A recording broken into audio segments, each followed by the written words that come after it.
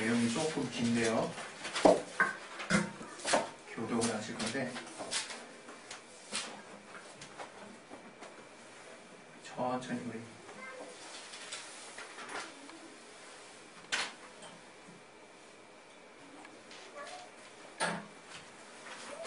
요한복음 4장 5절부터 27절까지 우리 교독을 할 텐데 제가 먼저 읽도록 하겠습니다. 사마리아에 있는 수가라 하는 동네에 이르시니 야곱이 그 아들 요셉에게 준 땅이 가깝고 또 야곱의 곁에 있더라. 예수께서 그를 보내어 물 곁에 그대와 앉으시니 때가 제일시쯤 되었더라. 사마리아 여자 하나가 물을 길러 왔음에 예수께서 물을 좀 달라 하시니 이는 제자들이 곳을 사러 동네에 들어갔습니다. 사마리아 여자가 가로되 당신은 유대인으로서 어찌하여 사마리아 여자 나에게 물을 달라 하나이까 하니 이는 유대인이 사마리아인과 상종치 아니함이로라. 예수께서 대답하여 가라사대 내가 만일 하나님의 선물과 또 내게 물을 좀 달라는 네가 누구인 줄 알았다면 내가 그에게 구하였을 것이요 그가 생수를 내게 주었으리라. 여자가 가로되 주여 물기를 그릇도 없고 이 우물은 깊은데 어디서 이 생수를 얻겠삼나이까. 우리 조상 야곱이 이 물을 우리에게 주었고 또 여기서 자기와 자기 아들들과 짐승이가 먹었으니 당신이 야곱보다 더 크니까. 예수께서 대답하여 가르사대 이 물을 먹는 자마다 다시 목마르려니와 내가 주는 물을 먹는 자는 영원히 목마르지 아니하니 나의 주는 물은 그 속에서 영생하고 속삭이는 생명이 되리라. 여자가 가로되 주여 이런 물을 내게 주사 목마르지도 않고 또 여기 물 길러 오지도 않게 하옵소서. 가로되 가서 내 남편을 불러오라. 여자가 대답하여 가로되 나는 남편이 없나이다. 예수께서 가라사대 네가 남편이 없다 하는 말이 옳도다. 내가 남편 다섯이 있었으나 지금 있는 자는 내 남편이 아니니 내 말이 참되도다. 여자가 가로되 주여 내가 보니 선지자로소이다. 우리 조상들은 이사에서 예배하였는데 당신들의 말을 예배할 곳이 예루살렘에 있다 하더이다. 예수께서 가라사대 여자여 내 말을 믿으라. 이 산에서도 말고 예루살렘에서도 말고 너희가 아버지께 예배할 때가 이르리라. 너희는 알지 못하는 것을 예배하고 우리는 아는 것을 예배하노니 이는 구원이 유대인에게서 나느니라. 아버지께 참으로 예배하는 자들은 신령과 진정으로 예배할 때가 오나니 곧 이때라. 아버지께서는 이렇게 자기에게 예배하는 자들을 찾으십니다. 하나님은 영신 예배하는 자가 신령과 진정으로 예배하니라. 여자가 가로되 메시아 곧 그리스도라 하는 이가 오실 줄을 내가 아노니 그가 오시면 모든 것을 우리에게 구하시리다. 예수께서 이르시되 내게 말하는 내가 그러라 하시니라. 이때 제자들이 돌아와서 예수께 여자가 말씀하신 걸 이상히 여겼으나 무엇을 구하시나이까 어찌하여 저 말씀하신가 묻느니가 없더라. 이 시간에 기도하실 때 잠깐 기도하실 때 하나님이 오늘 주시는 말씀을 교회에 주시는 말씀을 깨닫게 하시고 각자의 삶에 주시는 말씀을 깨닫게 하시고 또 각자의 삶의 또 지경 앞에 주시는 말씀을 깨닫게 달라고 마음을 열어주시고 들을 길을 열어달라고 기도하겠습니다. 하나님 아버지, 오늘 하나님 우리에게 주신 말씀 통해서 우리가 또 분명한 또 하나님의 말씀을 깨달을 수 있도록 도와주시옵소서. 우리가 또 어떻게 주님을 알아야 하는지를 또 깨닫게 하시고 역사하여 주시옵소서. 붙들어 주시고 인도해 주시옵소서. 예수 이름으로 기도했습니다. 아멘. 제가 딱 바깥에 날씨를 봤는데 이게 개나리가 없으면 날씨가 왠지 을신년스러운 것이 가을이랑 비슷하더라고요. 그래서 이게 뭐지? 이랬는데 아내랑 오랜만에 이렇게 물을 좀 보고 싶어가지고 이 도심에 강변을 따라서 이렇게 차를 세워놓고 찬양을 들었어요. 같이 찬양을 들었는데 찬양이 이렇게 아름다운지 참 이렇게 오랜만에 느꼈어요. 그러니까 제가 찬양의 곡조보다는 찬양의 가사보다는 곡조에 많이 이렇게 심취하는 사람이거든요. 그래서 멜로디가 좋으면 이 곡 좋다 이렇게 여겨요. 되게 단순하죠. 근데 딱 그날 들었던 찬양은 뭐냐면 곡도 곡이지만 내용이 이제 제 마음을 이렇게 깊이 이렇게 위로한다라는 느낌이 많이 들었어요. 내가 하나님이 이런 분이셨나? 이런 생각이 정말 들더라고요. 그래서 여러분, 그러면서 제가 같이 느꼈던 거는 봄은 봄이구나. 이런 생각을 그냥 했어요. 그래서 바깥이 개나리가 없으면 봄인지 가을인지 이 꽃샘 추위 때문에 여러분이 살짝 헷갈리시는 분이 있다면 잠시 마음을 여시고 하나님의 찬양을 여러분 이렇게 깊이 들어보셔도 도움이 왕창 될 겁니다. 여러분 마음이 정말 따뜻해질 거라고 믿습니다. 할렐루야. 네. 하나님이 우리에게 사실 많은 걸 주셨죠. 많은 걸 주셨는데 제가 생각해보면 그 어떤 것보다도 내가 왜 살아야 될까 하는 삶의 의미를 주시는 분이라는데 저는 큰 이렇게 점을 찍고 싶어요. 왜냐하면 저는 이렇게 우리 첫째도 좀 저랑 비스무리해가지고 조금 걱정되는 면이 있는데 생각이 많아요. 생각이 많아서 도대체 인생이 뭘까 이런 생각을 고등학교 때부터 했어요. 근데 얘가 지금 고등학교 1학년 올라오지 않았습니까?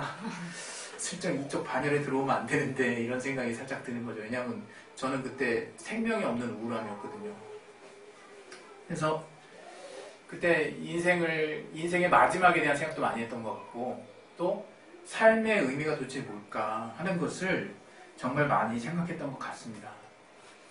그러나 제가 아무리 고민을 해도 제가 체험해보지 못하고 제가 죽어보지 못하고 또 너무나 다양한 사람들의 어떤 이야기들을 통해서는 제가 결정하는 것 뿐이지 제가 마음먹은 것 뿐이지 그게 뭔지 그게 삶이 뭔지를 이게 제 안에서 이렇게 딱 정하기가 너무 어렵더라고요. 물론 어린 나이였기도 하지만 어린 나이 치고는 생각이 참 많았던 것 같아요.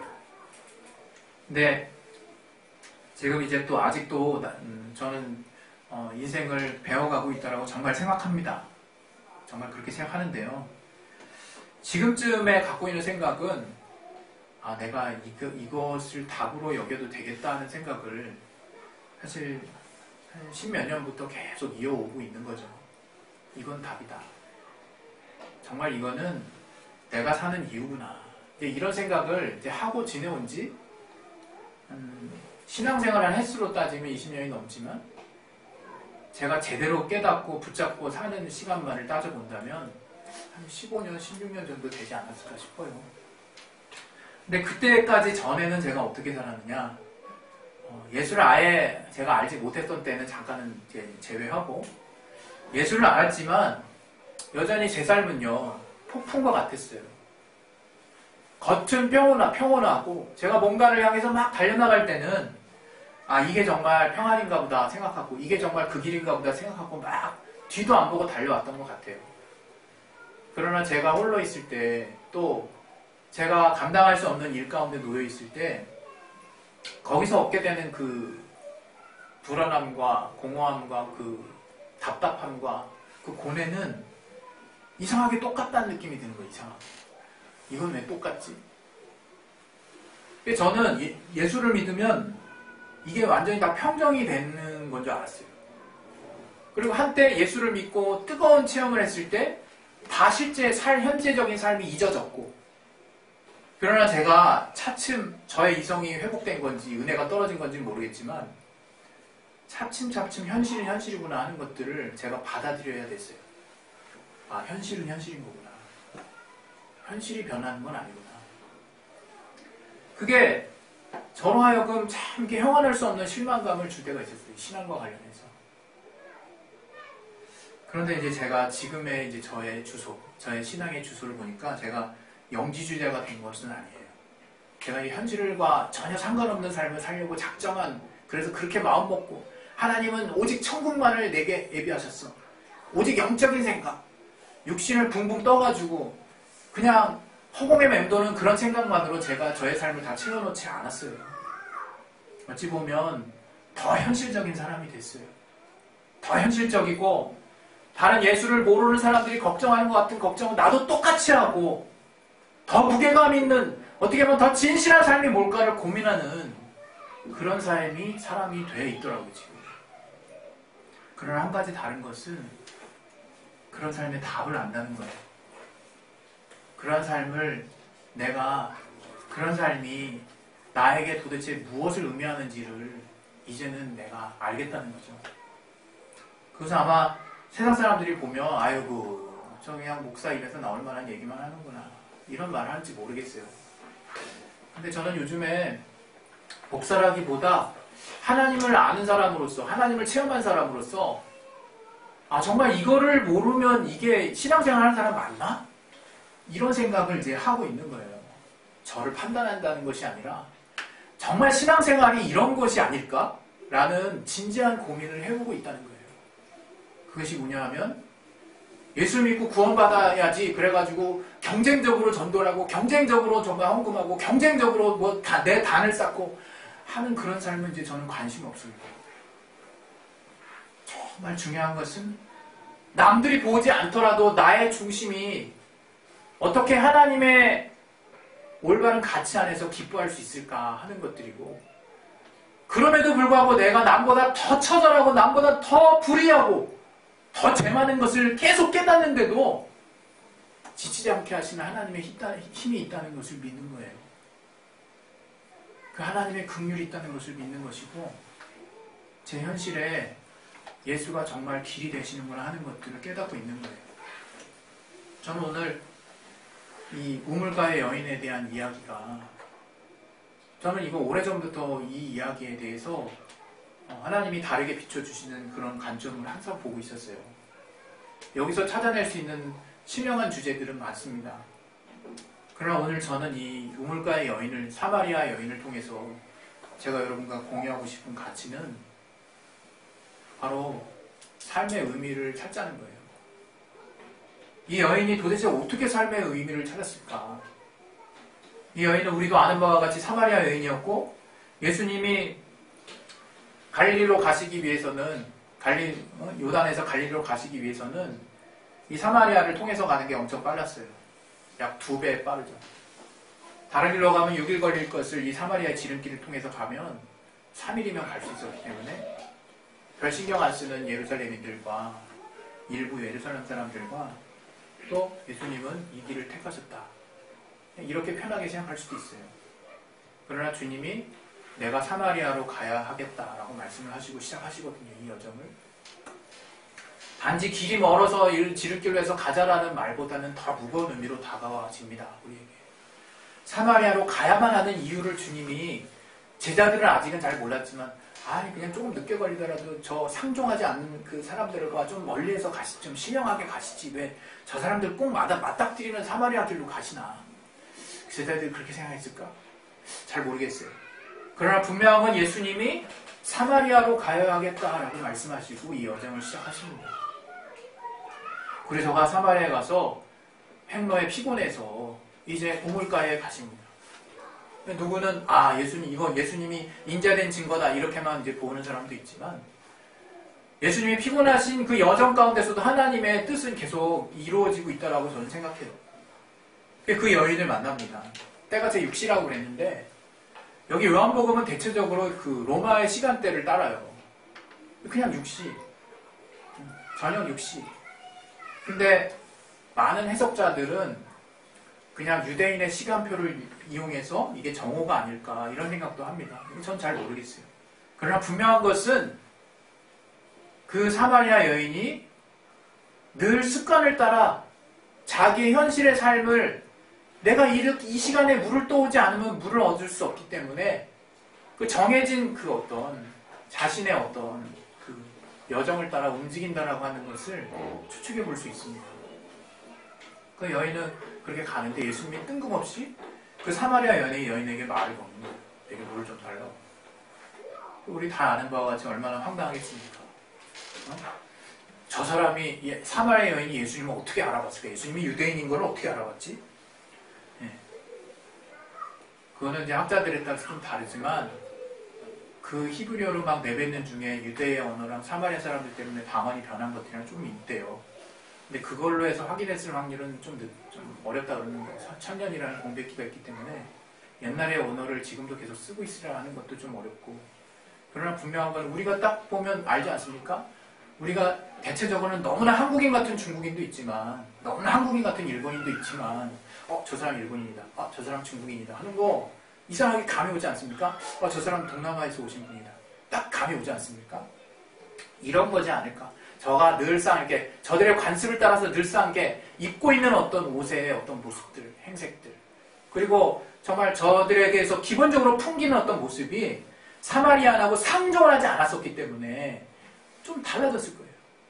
우리도 같은 문화권에 있으면 모르지만 우리 한국이 같은 한국인이라고 여겨지지 않는 방언이 있지 않습니까? 제주도 방언 하나도 못 알아듣겠죠. 다른 나라 언어하는 것처럼 무슨 그것처럼 문화권이 이렇게 떨어져 있으면 달라지게 돼 있어요. 달라지게 돼 있어요. 하물며 저와 상종하고 싶지 않은 마음을 갖고 있는 채 이렇게 세월을 보내다 보면 금방 구분하지 않았을까 싶어요. 이렇게 사마리아는 어렵지 않게 예수님이 자기네들과 평소에 상종하지 않은 유대인들 그룹이라는 걸 알고 있었을 거예요. 그래서 어찌 당신은 사마리아인 여인 나에게 물을 달라 합니까? 라고 질문을 하는 거예요. 그때 예수님이 그 여인에게 내가 지금 물을 달라 하는 네가 누구인 줄 알았다면 네가 이런 질문을 하지 않았을 거다라고 얘기하면서 쭉 우리가 알고 있는 내용들을 쭉 이야기하십니다. 저는 예수님의 어떤 화법이나 예수님이 그 여인에게 대화를 유도하는 방식에 관심이 있는 게 아니에요. 예수님은 어떠한 방식으로 어떻게 다양하게 우리들과 교제하실 수 있습니다. 여러분의 삶의 구체적인 사건을 따라서 딱 여러분에게 맞게 대화하실 수 있어요. 그러나 여기서 중요한 것은 바로 사마리아 여인을 깊이 그 내면을 보고 있었다는 거예요. 사마리아 여인의 가장 깊은 곳을 주님이 꿰뚫고 계셨다는 거예요. 그리고 필요한 질문을 하셨다는 거예요. 그것이 사마리아인과 유대인을 상종하지 않는 대답을 나오게 하는 그런 질문이라 할지라도 예수님은 저 사마리아 여인이 어떠한 처지에 있는지를 너무나 잘 알고 계셨기 때문에 저는 그 질문이 필요하다고 생각합니다. 그때 사마리아 여인이 어찌 나에게 물을 달라 합니까? 라고 하면서 이 유대인과 사마리아인 그리고 저가 어떻게 살고 있는지를 대답할 수밖에 없는 그러한 또 주님의 대답을 듣게 됩니다. 영원히 목마르지 않는 생수에 대한 이야기를 하세요. 그때 그 사마리아 여인이 나는 정말 여기 날마다 물을 길러와야 되고 때가 되면 그래서 항상 이 물을 길러와야 된다.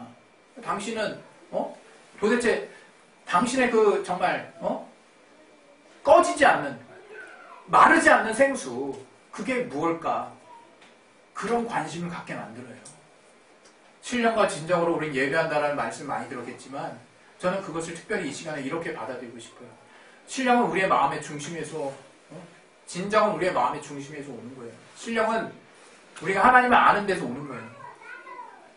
여러분 그것을 우리는 예배라고 말하는 것입니다. 우리가 예배가 너무 정형화되어 있고 예배가 전통을 따라서 이제 어느 형식에 갖춰져 있어서 그것만 예배라고 생각하고 그것만 하나님을 만나는 길이라고 우리가 때로는 습관적으로 오해할 때가 있어요. 그래서 평소에는 너무 하나님과 멀리 있고 늘 하나님을 만날 수 있는 성령이 내재하신 상태에 있는 하나님의 자녀된 특권이 있는 나의 상태도 다 내가 모른 채 늘 그 예배 형식 안에서 하나님을 만나려고 오해하고 있죠. 그러나 그렇지 않다는 거예요. 주님은 이제 이 예루살렘에서도 이 사마리아 이 땅에 너희들이 지어놓은 이 예배처에서도 아니고 하나님께 진정으로 예배할 때가 온다. 내가 지금 너에게 대화한 것은 바로 네 내면에 어떠한 어려움과 있고 그것을 내가 너에게 맞닿기를 원하고 그 문제를 내가 해결해주기 위해서 너에게 왔다라고 하는 것을 저는 부인할 수 없었던 거예요. 다시 말하면 예수님은 이 사마리아 여인이 현실적으로 이 물을 퍼야만 내가 하루하루를 산다라고 하는 그 현실적인 큰 어떤 그러면서 이 현실에 이 쳇바퀴 돌듯이 매여있는 이 삶의 이 여정을 잠시 내려놓고 하나님이 주시는 것으로 대체하기를 주님이 요구하시는 거예요. 여러분 우리는 우리의 삶에 많은 문제가 있어요. 저도 지난 한 주 이렇게 돌이켜보면 아이들 때문에 정신이 하나도 없어요. 진짜 정신이. 이제 여러분도 알다시피 우리 막내가 어린이집 들어갔죠. 넷째가 또 초등학교 1학년 들어갔죠. 셋째는 지금 초등학교 5학년이죠. 둘째는 지금 중학교 1학년 들어갔죠. 첫째는 고등학교 1학년 들어갔죠.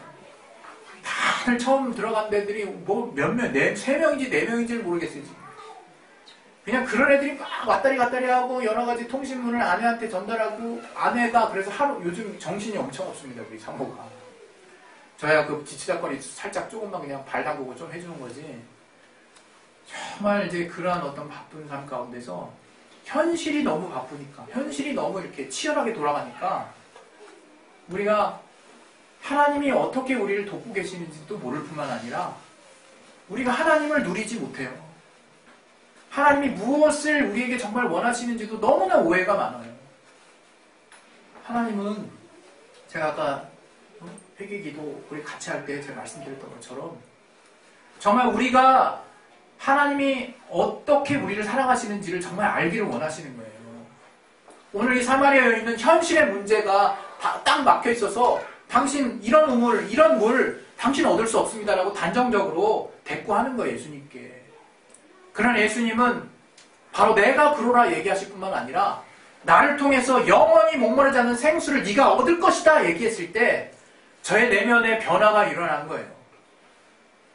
물론 남편이 5이 있다는 그 사실 때문에 저가 자기의 말을 고백하게 됐지만 저의 내면에 어떤 변화가 일어났느냐, 나의 문제는 정말 나의 문제는 날마다 물을 떠오지 않으면 하루라도 물을 내가 길어오지 않으면 그 하루 목말라서 죽을 수 있구나라고 하는 현실의 문제가 아니라 바로 영원히 목마르지 않는 그 샘물을 얻지 못한 데 있구나 하는 것들을 저가 깨달은 것이고, 그 샘물은 꼭 정해진 어떤 장소에서만 얻을 수 있는 것이 아니라 이제는 어느 때든지 네가 마음의 중심에 진정함과 성령의 도우심을 따라 하나님의 그 성령의 충만함을 따라 네가 하나님을 만난다면 언제든지 네가 얻을 수 있을 것이다. 네가 그걸 통해서 근본적인 삶의 문제들을 해결해 나갈 수 있을 것이다 라고 말씀을 해주시는 거예요. 저는 여기에 우리 신앙하는 자들과 영지주의자들의 차이가 있다고 생각하는 겁니다.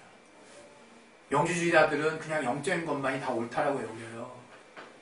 그러나 우리 신앙, 우리 기독교인들, 우리 예수를 믿고 아는 자들은 육체의 문제가 가장 힘들고 어렵다는 거 예수님도 잘 아시고 그 문제를 능히 해결하기를 원하시는 그 예수님이 계신데 그 예수님이 그 문제의 해결의 근본적인 원인이 여기 있다라고 말씀하시려고 하는 것들을 우리는 깨닫고 있는 거예요. 이 현실의 문제를 초월해서 그냥 살자는 게 아니라 그 문제를 결국 해결할 수 있는 그 길의 가장 뼈대가 되는 그 가치를 네가 깨달아서 삶의 의미가 뭔지를 네가 알고 거기서 동력을 얻어서 한 발짝 한 발짝 붙들고 나아가 봐라고 말씀하시는 거라는 거예요. 저는 여기에 답을 얻었어요. 제가 이러한 답을 알고 나서 그 다음에 다른 데로 가고 싶지 않더라고요. 왜냐하면 여러분 현실은요, 현실에서 주는 것은 되게 달콤해요. 그리고 강렬하고요, 임팩트 있어요. 그래서 아웃풋이 바로바로 나와요. 그리고 나의 오감을 자극해요. 만족감이라는 것을 나에게, 내 머리에, 뇌에 보내요. 그래서 거기에 우리가 정착하게 만들어요. 그러나 신기한 건 우리가 그것만으로 지어진 존재가 아니라는 것을 어느 시점에 깨닫게 하신다 이거예요. 그것만으로 만족할 수 없다는 것을 결국 하나님이 깨닫게 하신다 이거예요.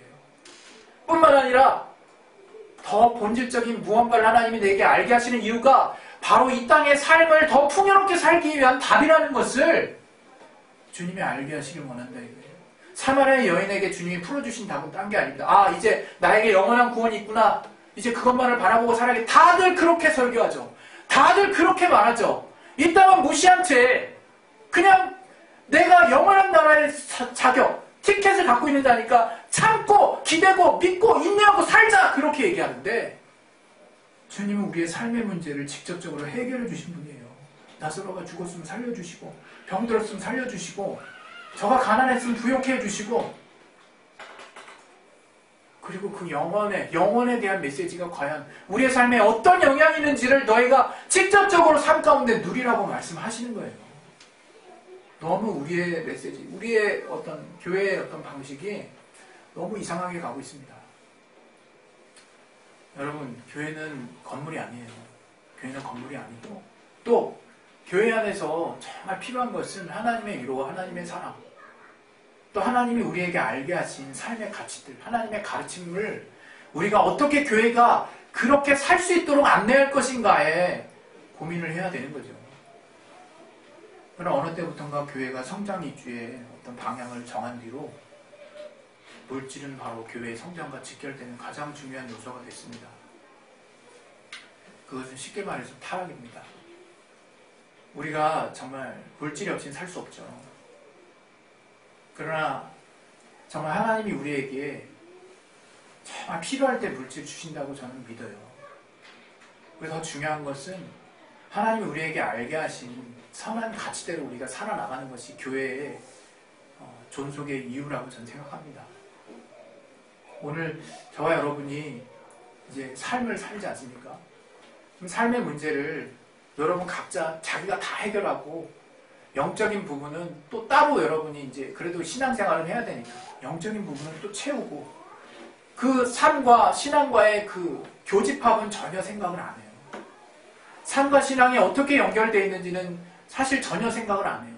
삶이 어려우면 신앙도 어렵고 삶이 기쁘면 신앙도 쉬운 거고 기쁘고 쉬운 거로 착각하고 있다 이거예요. 그것이 아닌가. 정말 신앙은 삶과 직결되어 있고 또 삶이 무너지는데 신앙이 잘 된다라고 그렇게 보는 것도 어불성설이라는 거죠. 중요한 것은 하나님이 우리의 삶이 잘 되는 방향으로 나아가게 하시지만 꼭 그렇지 않은 삶도 있다는 거예요. 그럴 때 우리는 하나님이 내게 과연 무엇을 주시려고 하시는지에 대한 그 가치의 근본을 내가 쫓아가지 않는다면 우리의 삶이 요동하는 것을 따라서 내 신앙도 막 요동할 것이고 결국에는 내 신앙과 상을 분리해내는 작업을 내 스스로 할 거예요. 그래서 구원은 그 나라에 그 때가 되면 갈 것이고 그냥 적절히 내가 내 수준 맞춰서 신앙생활하고 그리고 내 삶을 열심히 살자 이렇게 자포자기하는 거죠. 저는 그런 사람이 되고 싶지 않아요. 교회가 뭐 대단한 것을 요구하는 것도 웃기는 거지만 교회 내에서의 신앙이 주님이 기뻐하시고 바라시는 것들이 아니게 된 그런 부분도 정말 아이러니하고 너무 답답한 현실입니다. 정말 우리의 삶이 하나님이 가르치시고 하나님이 기뻐하시는 거에 나도 반응하고 나도 기뻐했으면 좋겠어요.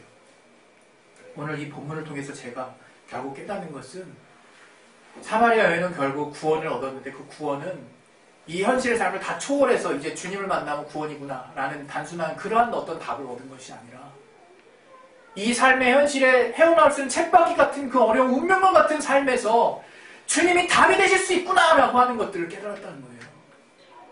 여러분 우리 삶에 더 주님을 끌어오세요. 여러분의 삶의 직접적인 문제에 하나님을 더 가깝게 끌어오세요. 그것이 돈이면 돈 달라 기도하시고 그것이 정말 답답하면 답답한 해결을 기도하시고 어떻게 유치하게 어떻게 초보적으로 기도해도 상관없습니다. 중요한 건 주님이 여러분 삶을 간섭하게 하세요. 그리고 하나님이 답이라는 것을 여러분 깨달으세요. 여러분 삶에 정말 물질이나 여러 가지 것들이 삶의 풍요로움과 여러 가지 윤택함을 가져다 주지만 여러분 그것을 여러분 전부로 알게 된다면 우리는 결코 행복해질 수 없다는 것을 우리는 잘 알고 있지 않습니까?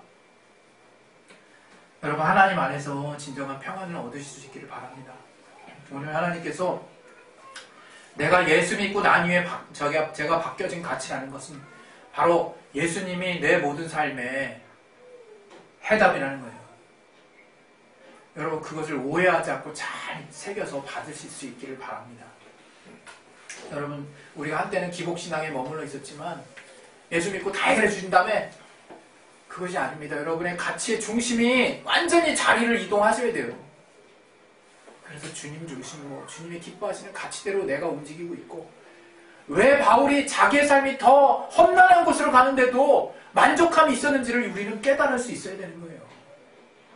그냥 고난의 삶을 살자고 그냥 나를 그냥 엄한 대로 몰아넣자 그렇게 작정하자는 게 아니에요. 뭔가 으쌰으쌰 더 그냥 불사르는 데로 나를 내어주자 이러는 게 아니에요. 그 안에 있는 기쁨을 찾자는 거예요. 이제 하나님이 정말 주시려고 하는 기쁨을 찾고 그것을 삶의 근본적인 동력으로 사용하자는 거예요. 사마리아는 그 동력을 찾았습니다. 인생의 문제 초월해서 이제 구원만 생각하는 자가 된 게 아니에요. 여전히 저는 다음날 물기로 가야 돼요. 그러나 저는 답을 찾았다는 거예요. 우리는 그 답을 찾아야 돼요. 예수 믿었다면 그 답을 알고 있어야 되는 것이고 늘 그 주님 안에서 그 답을 가지고 삶을 볼 수 있어야 되는 거예요. 그것을 저는 통찰력이라고 저는 생각합니다. 그게 바로 삶을 보는 지혜라고 생각합니다. 우리 모두 삶을 보는 지혜와 통찰력이 예수로 말미암아 주님이 주시는 성령 안에서의 감동으로 말미암아 하나님의 말씀을 순종하다가 거기서 알게 되는 삶의 구체적인 경험들을 통해서 주님이 알게 하시는 지혜와 통찰력을 깨달으실 수 있기를 예수 이름으로 부탁드립니다. 우리 시간에 기도하겠습니다. 기도하실 때 하나님이 우리에게 주시는 지혜와 통찰력을 여러분의 삶의 가장 근본적인 어떤 가치로 삼으실 수 있길 바랍니다. 우리가 살면서도 여러 가지로 놓칠 때가 많지만 하나님이 우리에게 깨닫게 하시고 알게 하실 것이라고 믿어요. 우리 시간 우리 기도하실 때 하나님이 삶을 통해서 깨닫게 하시는 삶의 지혜와 통찰력을 무시하지 않게 도와주시고 삶 따로 신앙 따로 가지 않게 도와주시고 중요한 것은 하나님이 우리를 도우시려고 하시고 하나님이 우리를 긍휼히 여기시고 하나님 우리의 삶의 문제를 누구보다도 걱정하시고 이 삶의 문제 하나님이 알게 하신 가치를 통해서 뭔가를 뚫기를 원하시는 그 하나님의 중심을 우리가 잘 헤아릴 수 있도록 성령으로 우리를 붙들어 주시고 깨달을 수 있도록 도와달라고 우리 시간에 예수여 한번 하시기도 하겠습니다. 예수여! 하나님 아버지